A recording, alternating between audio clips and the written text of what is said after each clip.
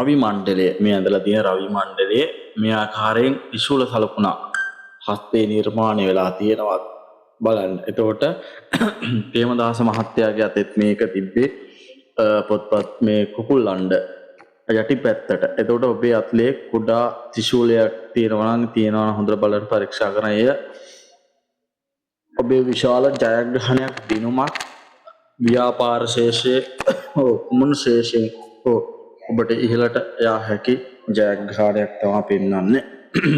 මේ බලන්න.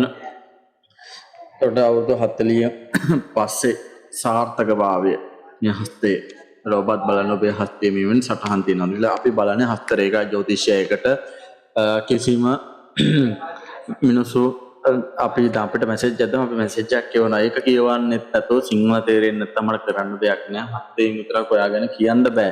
විශාල හැරවීම් විතරයි කියන්න පුළුවන්. එන්නත් අපිට පුළුවන් අපි එවන මැසේජ් එක මුලින්ම account number යවලා මේ මට දැන් සල්ලි දාලා ඊට පස්සේ මේ මං කරන්නේ මුලින්ම විස්තර ටික අරගෙන තමයි account number දෙන්නේ. ඒකයි. ඒක අයියලා එනවනේ. මේ ඒකින්ද කියන්නේ සේවය ගන්න මිනිස්සුන්ට සේවය ගන්න දෙන්න. මොකද උගත් මිනිස්සු වෙන්නේ නෝගත් මිනිස්සු තමයි මේකට එක වෙලාවකට බනින්නේ. මේ අනිත් අය කරපු වැරදි වලට මට අදාළ නැහැනේ. මම සේවය විවෘතව කරන්න ඕනලයින් තමයි බලන්නේ. හින්දා අනිත් අයගේ එව්වා අනිත් අයගේ ඒවා ඒ කට්ටියකින් කියන්න මට කියන්න දෙන්න එපා. ඒක මට වැඩක් නැහැනේ.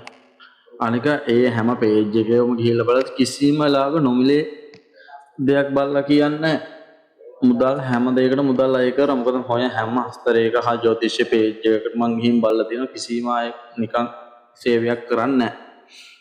ඒකින්ද මතක තියාගන්න. මොකද ඒ කට්ටියත් ඇවිල්ලා ඊට පස්සේ අපිට බනිනවා අයියේ එහෙම කරන්නේ. එතකොට කොහොමද ඉගෙන ගත්ත දේ?